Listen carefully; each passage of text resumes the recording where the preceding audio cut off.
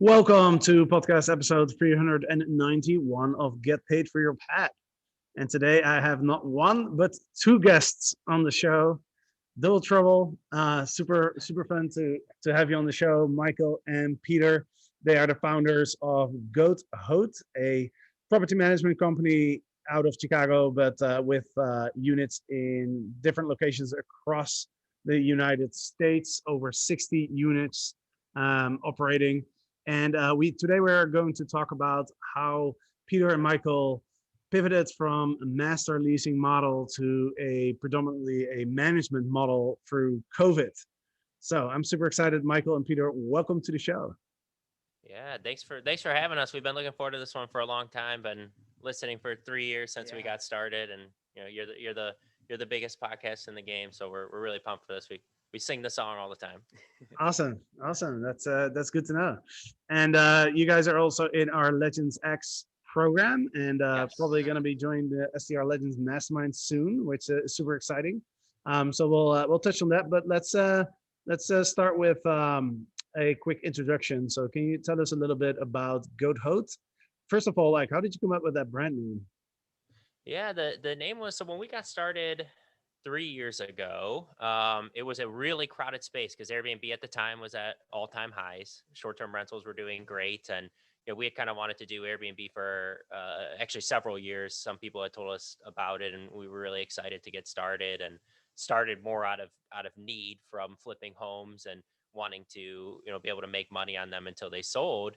But at the time it was a very crowded space. There were all the big players, the Sonder, the Lyrics, and all them, and we needed to stand out amongst the rest of them. So we were thinking, okay, how do we stand out? And if we're gonna do this, let's go all out. Let's do it. Let's be the goat. So we chose goat because we wanted to basically put goats all over our units and our social media, and it would be something that our guests and people would start to recognize. Hey, those are the goat people. And as well, at the same time, we wanted to be different than your boring old Sonder, who every single unit across the country is the exact same thing, and it's just another hotel in random buildings. And for us, we another reason we love Airbnb is because we've always loved travel and food and doing fun things, and that's a big passion of ours. So we figured we could provide that experience for all of our guests around the country. And if we can tell our guests we're the best place to eat, the best things to do, they're going to go out and enjoy all these different cities that they're visiting, and they're going to help the local economy as well. Um, Yeah, a little background. Michael and I have been childhood friends, Mhm. and we've always looked at different places on how to stand out. We're a little quirky like that. Whether it was in middle school or high school, wearing ties on certain days, dressing in white t shirts, to even going to real estate conferences in red pants and white shirts because we wanted to be known as the Airbnb guys. So we would wear their colors. Um, so adding goats is just kind of the next step of, okay, we're the Airbnb guys, but how do you stick out in a crowded space? I love that. That's an amazing brand story, and yeah, that's a really cool brand. Yeah. um, Actually, on that note, we actually just launched our Goat Local campaign because we were starting to get really, really frustrated, especially with all the new regulations everywhere now, that everyone has this negative view of Airbnb now. Oh, if it's an Airbnb, they're just going to be letting parties into our city, and they're going to be bad, neighbors and everything like that. And we were so sick of that because we work around the clock to make sure we don't have parties and that we're good neighbors and that we're a good member of the community. So what we're doing now is we offer all of our guests up to two times $15 each time, to go out and spend money in the local economy and eat at local restaurants. We save our restaurants basically, which is more important than ever because of COVID. And we reimburse them those two times. So that's we're kind of calling that the Goat Local campaign. Love it. That's incredible. Um, so let's dive into your story because I know you originally started doing master leases, but then COVID came around, and as we all know, for the COVID was bad news for for almost all hosts, but definitely for the people that were doing master leases, right? So Well, first, before we dive into that, what are some of the other locations that you guys are? Because I know you guys are based in Chicago, but you got properties all over the country, right? So yeah, we're in about I think about 8 to 10 different markets right now. We started in Chicago and then moved out to San Diego, Malibu, Scottsdale, Arizona, Pittsburgh, Pennsylvania. We're in Southwest Michigan, Michigan City, as well as Lake Geneva, Wisconsin. And then we're also looking to grow in Boyne City, Park City, Utah, um, Milwaukee, as well as Philadelphia. That's awesome. So a lot of different locations. I imagine that must be difficult to manage. Like, how do you manage that with like people on the ground? We prefer it. Yeah, it was kind of how we got started, to be honest. I was still living in Detroit. We're from Metro Detroit, where we grew up. Michael moved to Chicago about 6, 7 years ago. I just moved a couple years ago. So when we started this business, I was completely remote, and we really just tried to focus on the teams. We know you talk about a guest avatar, but Michael can go into a little bit more about our. We have a cleaning avatar. Yeah, we've now learned that, our turnover teams or our cleaners, the ones that work the best, they almost have this certain personality type. And we noticed it because after so much time, we were realizing that some of our best teams were in markets that we've never even been to. And we don't ever hear about the problems because when they come up, they're taken care of, they're being improved.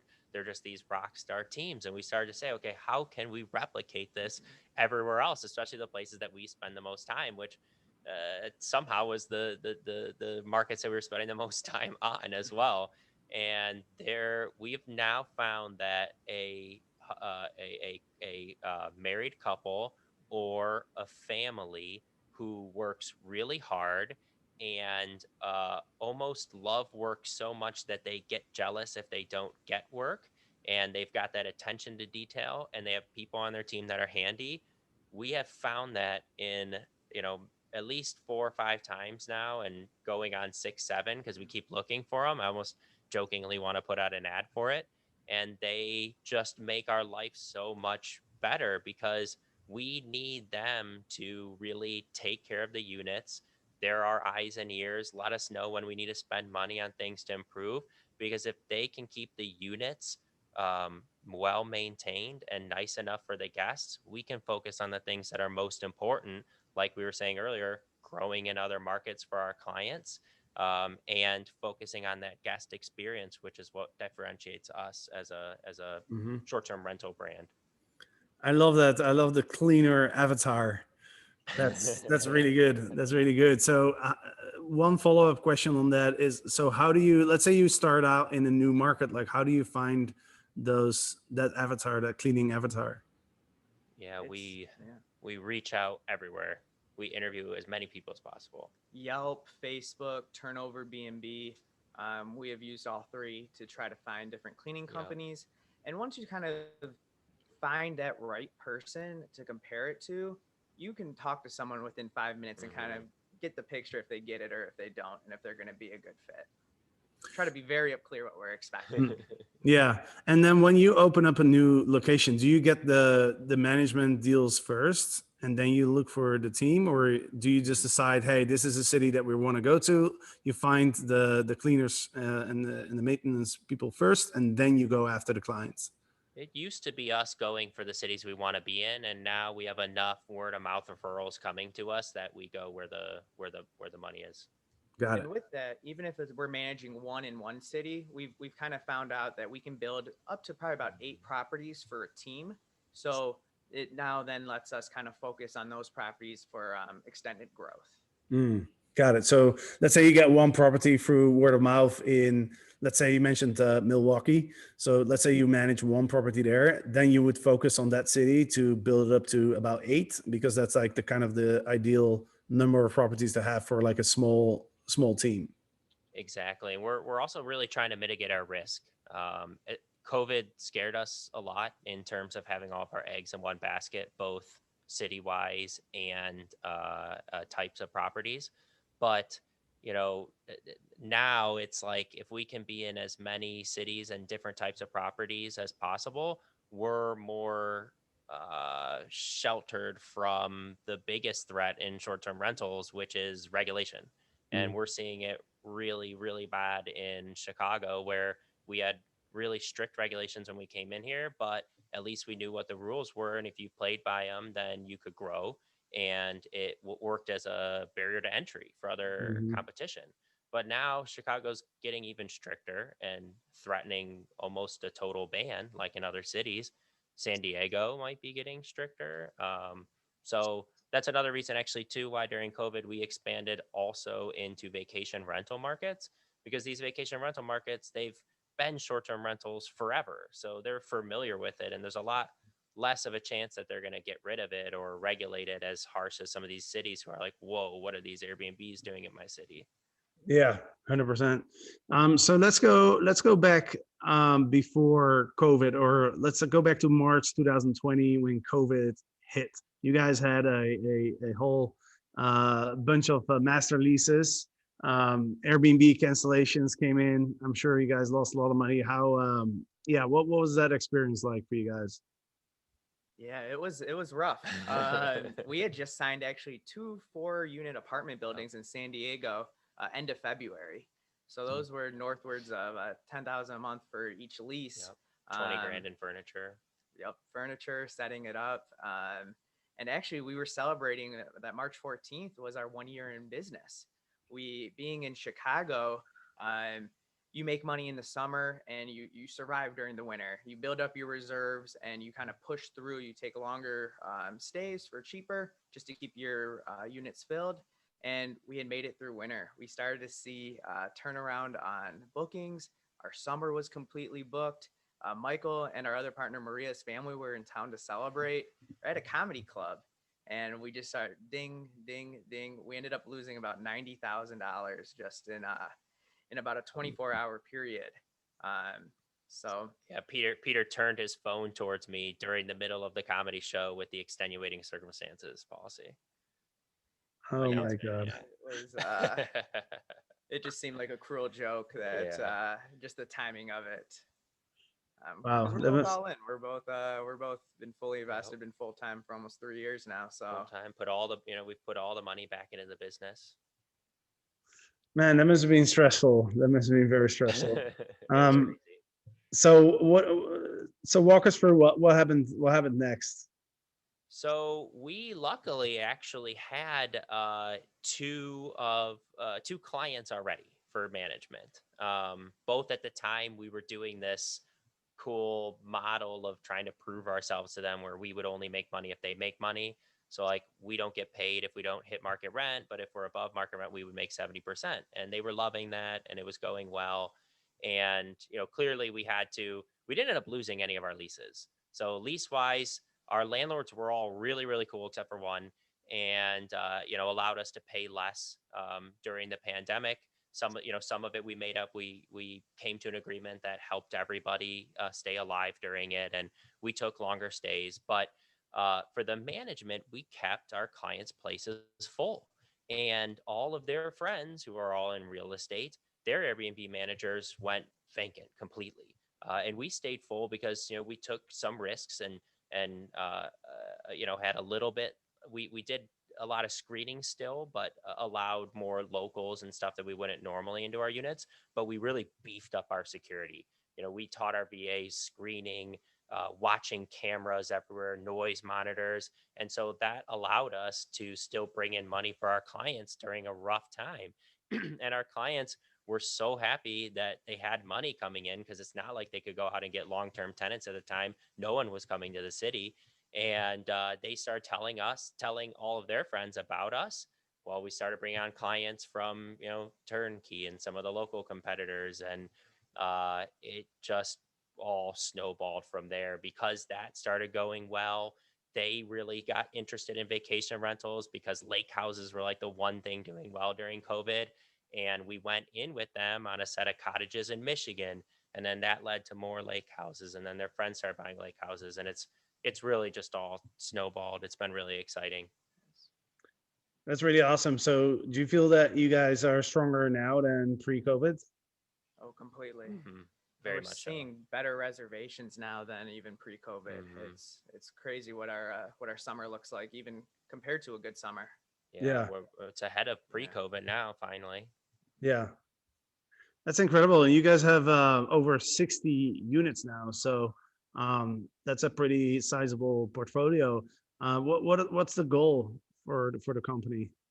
Well, the ultimate goal, I think, for us going in is that we need to own real estate assets that we can, eventually use to retire or have the lifestyle that we want. So we figured we now have an expertise to take real estate assets and make way more money on them through short-term rentals.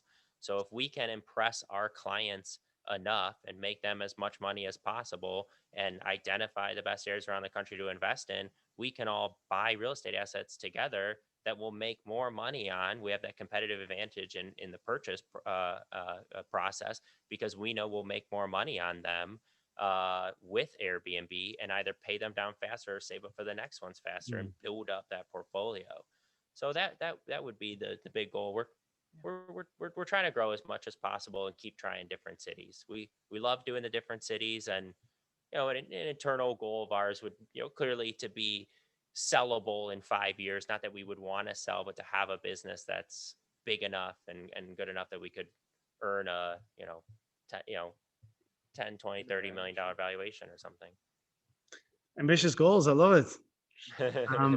Awesome. And what's some advice for those out there who are still kind of struggling to find new clients? Like we have some people in our community, they really want to grow, but they're struggling to find new clients. Like seems like you guys are really good at finding those clients since you're growing so fast. What are some tips for the smaller operators out there who want to grow?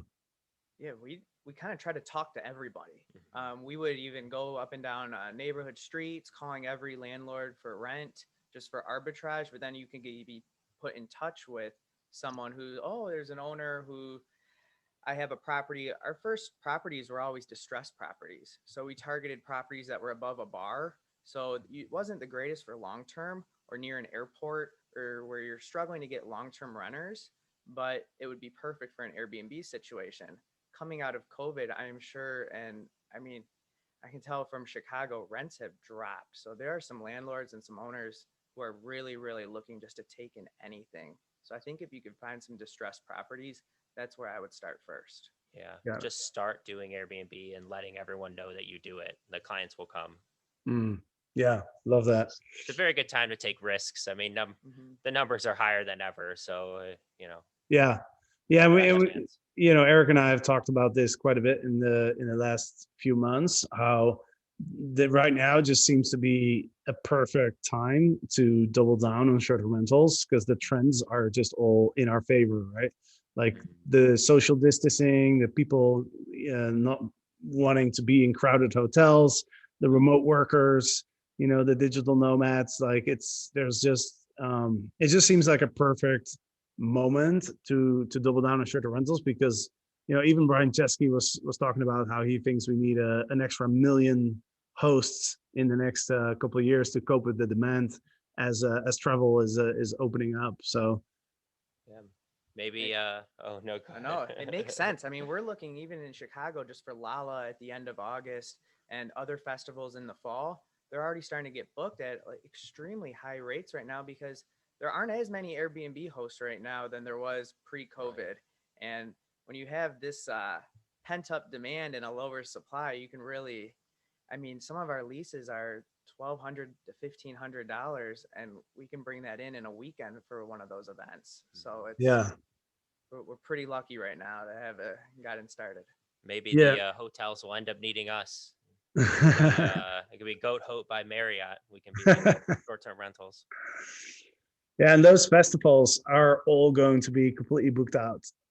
I know that EDC in Vegas, I think it was last week when they opened up ticket sales, and it was like some of my friends bought tickets, and it was crazy. Like the moment it opened up, like you had to like be on the computer.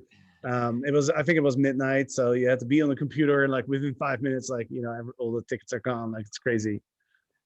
everybody is just now. I know in Amsterdam as well. Amsterdam has recently opened up, and I'm here in Costa Rica with some of my Dutch friends, and they were saying that that all the festivals are completely booked out. Everyone's dying for like a music festival or like a Oh, dance event. Like people are just going crazy for that. So I can totally imagine that people are willing, and I see it I'm in a WhatsApp group with the people that are going to EDC, and I see like they're looking for accommodation, and the mentality is not, they're not price sensitive, right? It's not like, oh well, let's see if we can find something cheap. It's more like, we haven't been to a festival in 2 years. We are going to the festival, and we don't care how much we're paying for the accommodation. We just want to have an amazing experience. That's really the mindset right now, it seems. So It'd be nice to get internet. That was something that in the beginning we didn't really expect much of. We had a lot of international travel in Chicago. That still hasn't come back, so we're excited for that too because it took a good chunk away from us. yeah, yeah. And I lived in Chicago. And I love the boat tours, the they're the architectural best. tours. Those are awesome. Yes. Yeah, yeah. Chicago's a great city. Sweet guys. Well, this was awesome story. I'm super excited, to hopefully meet you guys soon at our next Yes. SEO Legends Agreed. Mastermind, which me and Eric are Costa currently Rica sounds scoping good. out. Yeah, we're actually staying at this amazing resort. It's called Costa Elena. So you can look it up online. There's a video, and it's basically in the middle of the jungle. I'm looking out over the ocean here. I can see Nicaragua in the distance.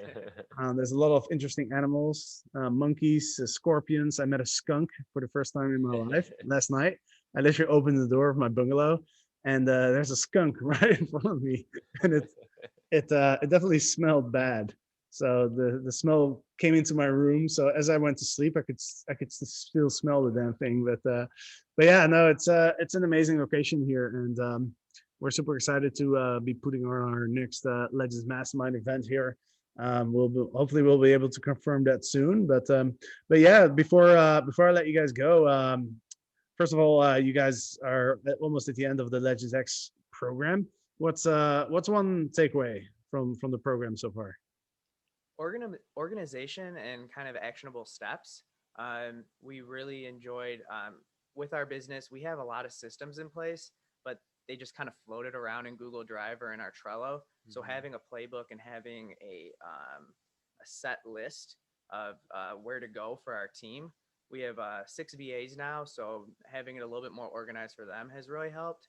And then also could just kind of, it forced us into action with our cleaners and finding the cleaning avatar. We had a few groups, and then we've transitioned a lot of cleaners in the past couple months, and it's just been a big relief.